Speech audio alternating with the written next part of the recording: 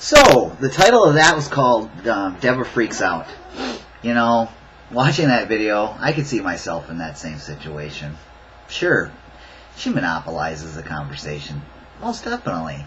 You know, she ends up going off on a tangent about her family, and the conversation takes a totally different, completely turn.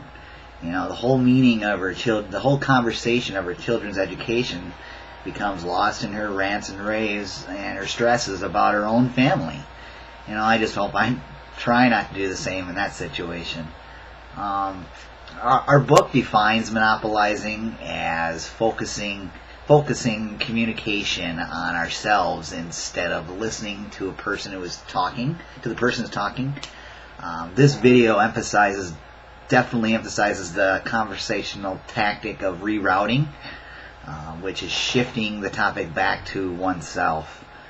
It also shows that monopolizing tactic of interrupting a conversation from the speaker back to ourselves. Rerouting and interrupting can occur at the same time. You know, when someone interrupts you and then shifts to a completely different new topic. I know I do it. I can see myself doing it. I realize I tend to monopolize quite a bit. Maybe because I like to focus on me. Maybe it's my inner child syndrome speaking. I know I can't help it. It drives my wife crazy. You know, we'll go round and round about something, not necessarily arguing, but I always turn it on something else, or back to me. You know, and I need to work on that. I know that. It's probably one of my biggest key defense mechanisms, and it's also one of my worst points of non-listening behaviors. You know, I started thinking when I was watching this and working on this video, I started thinking about ways to help myself and others.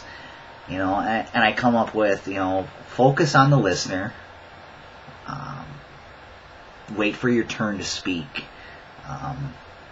You know, that's the big two right there. If you can pay attention to what they're saying, even if it's not necessarily something you're interested in, you know, put your other differences aside. You know, a big motto I have at work is checking your attitude at the door. You know, I got to learn to check my attitude when I come home, and not necessarily my attitude, but my brain. You know, going to school and working, and it's a lot of stress. But at the same time, when my wife talks to me, I have to learn to look at her, and listen to what she has to say, and then after that, you know, I can come back and talk to her as well.